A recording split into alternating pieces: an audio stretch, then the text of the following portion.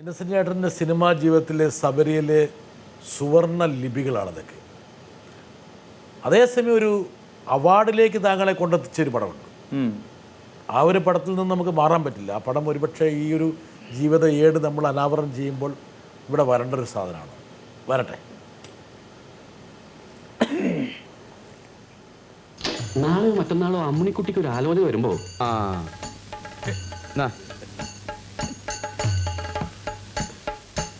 ഏഴ് ഞാൻ സംഗതി ഉറപ്പിച്ചിട്ടുണ്ട്.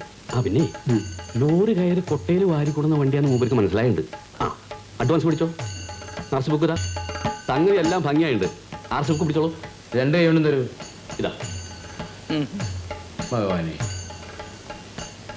വാസു, ആ വണ്ടി ഒന്ന് തിരിച്ചിട്ടേ. ആ ഓണം തിരിക്കി, 4 ആൾ കേക്കട്ടെ. ശരി. അയച്ചോ.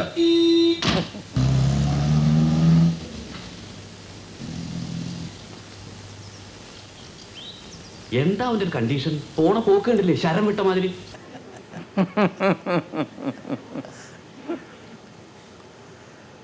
മഴവിൽ കാവടി. ഒരു ദുർകാരണവരുടെ എല്ലാ ഭാവങ്ങളും ആ സിനിമയിൽ എടുത്താണ്. നർമ്മത്തിനപ്പുറത്ത് സിനിമയിൽ താങ്കൾക്കൊരു റോളുണ്ട് എന്ന് താങ്കൾ വീണ്ടും അടിവരയിട്ടതിലൂടെ. ഏതാ സിനിമയിൽ? ഈ സിനിമ യഥാർത്ഥത്തിൽ ഒരു വില്ലനാണോ എന്ന് ചോദിച്ചാൽ വില്ലനല്ല, പക്ഷേ വില്ലനാണോ എന്ന് ചോദിച്ചാൽ ആണ്. എന്നെ അങ്ങോട്ട് കൊല്ലണം എന്ന് ആർക്കും തോന്നില്ല. അതാണ് നമ്മൾ നേരത്തെ പറഞ്ഞ ഒരു ഹ്യൂമർ സംഭവം. ഏത് വില്ലനാണെങ്കിലും ഒക്കെ ഒരു ഹ്യൂമർ അയാൾക്ക് ഉണ്ടാവുമല്ലോ. എൻ്റെ വീടിൻ്റെ അടുത്തുള്ളൊരു ഉണ്ണി നായരുണ്ടായിരുന്നു. അയാളായിരുന്നു എൻ്റെ മനസ്സിൽ ഇങ്ങനെ ഉണ്ടായിരുന്നു. ഇയാൾ അഭിനയിച്ചുകൊണ്ടിരിക്കുമ്പോൾ താങ്കളുടെ മനസ്സിൽ വന്നതാണ്. മനസ്സിൽ ആ ഉണ്ണി നായർ ഇതേപോലെ തന്നെയുള്ളൊരു ആളാണ്. ഇടയ്ക്കിടയ്ക്ക് വെറുതെ ഇങ്ങനെ ഒന്ന് ഗുണുങ്ങും, ഒന്ന് സംസാരിക്കും. വില്ലനോ ഇല്ല, എന്നാൽ വില്ലനാണോ, അങ്ങനെയൊക്കെ ഉള്ളൊരാൾ. പക്ഷെ ഒറിജിനൽ വില്ലനെ താങ്കൾ കാണിച്ചു കൊടുത്തു. കാണിച്ചു തരാൻ പാടില്ല. ഓ, താങ്കളുടെ ഒറിജിനൽ വരുന്നുണ്ട് അവിടെ. Original villain.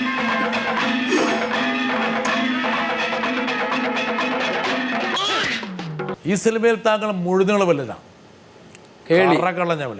കേളി. ആശങ്ക ഉണ്ടായിരുന്നോ? എങ്ങനെ? ഈ വില്ലൻ കഥാപാത്രമൊക്കെ വേണോ?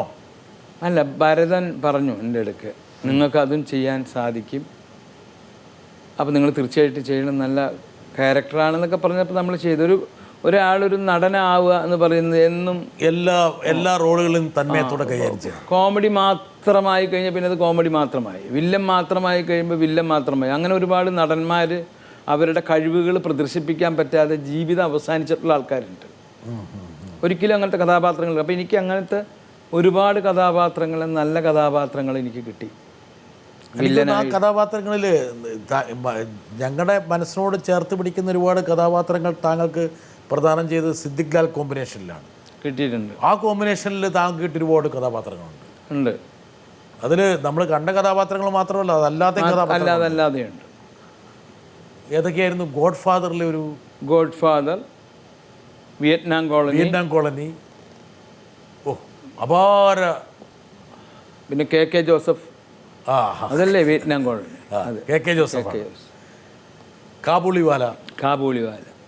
നിരവധി ചിത്രങ്ങൾ. കാബൂളിവാല എനിക്ക് ഷൂട്ടിംഗ് നടന്നുകൊണ്ടിരിക്കുമ്പോൾ ഈ സർക്കസിലൊക്കെ ഷെഡ് കാണുമല്ലോ, കൊച്ച് എന്താ പറയുക, ഷീറ്റ് ഇട്ടിട്ട്. അപ്പോൾ അതിൽ മെയിൻ ട്രപ്പീസുകാരൻ അവങ്ങനെ ഇരിക്കുക അവിടെ.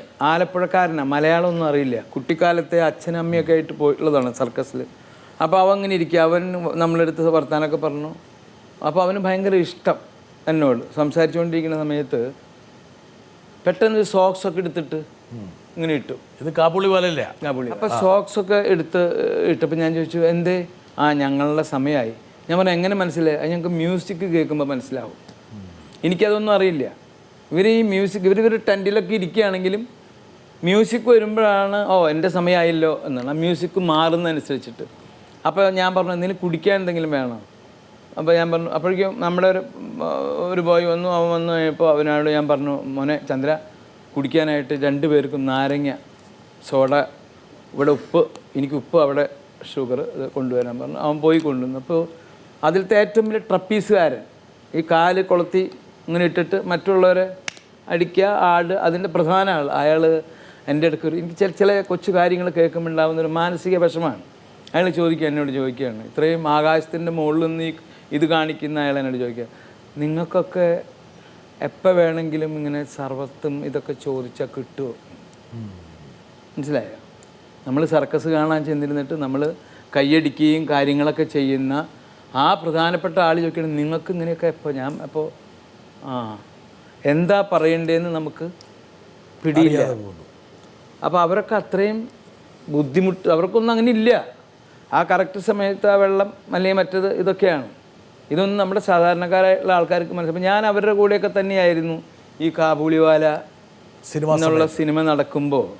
അല്ലാണ്ട് സർക്കസ് കാണലല്ലായിരുന്നു. അവരുടെ ജീവിതം മനസ്സിലാക്കിയായിരുന്നു സർക്കസിൽ ചെയ്യുന്നത്. ഈ ഗോഡ് ഫാദറിൽ താങ്കളുടെ ഡയലോഗുണ്ട്, മായൻകുട്ടിയോട് താങ്കളുടെ ചോദ്യം ചോദിക്കുന്നുണ്ട്, എന്തിനാ പഠിക്കണേ? ആരെങ്കിലും താങ്കളോട് ചോദിച്ചതാണോ അത്? ഇല്ല, എന്നോട് ചോദിച്ചിട്ടില്ല. ചോദിച്ചിട്ടുണ്ട്. കാരണം എല്ലാവർക്കും അറിയാം ഞാൻ പഠിക്കണില്ല എന്നുള്ളത്. അത് കാരണം കൊണ്ട് പിന്നെ എന്നോട് ചോദിക്കേണ്ട പ്രശ്നമില്ല. അയാളിങ്ങനെ ഏതെങ്കിലും ഒരു കുട്ടി ചോറ്റുപാത്രം മാത്രം എടുത്ത് സ്കൂളിൽ പോകണുണ്ടോ? ഞാൻ പുസ്തകം പറഞ്ഞിട്ട് ചോറും പാത്രമായിട്ട് ഞാൻ എന്തായാലും വാർക്കപ്പണിക്ക് പോവേ. എൻ്റെ അമ്മ ചോദിച്ചു, ഇത് കണ്ടോ, ഇങ്ങനെയുണ്ടോ ഒരു കുരിച്ച്?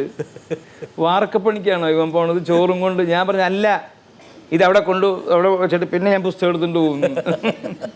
എൻ്റെ അപ്പൻ എപ്പോഴും ചിരിച്ചേ ഉള്ളൂ. കാരണം അപ്പന് മനസ്സിലായി അതല്ല പ്രധാനം, ഇതാണ് പ്രധാനം.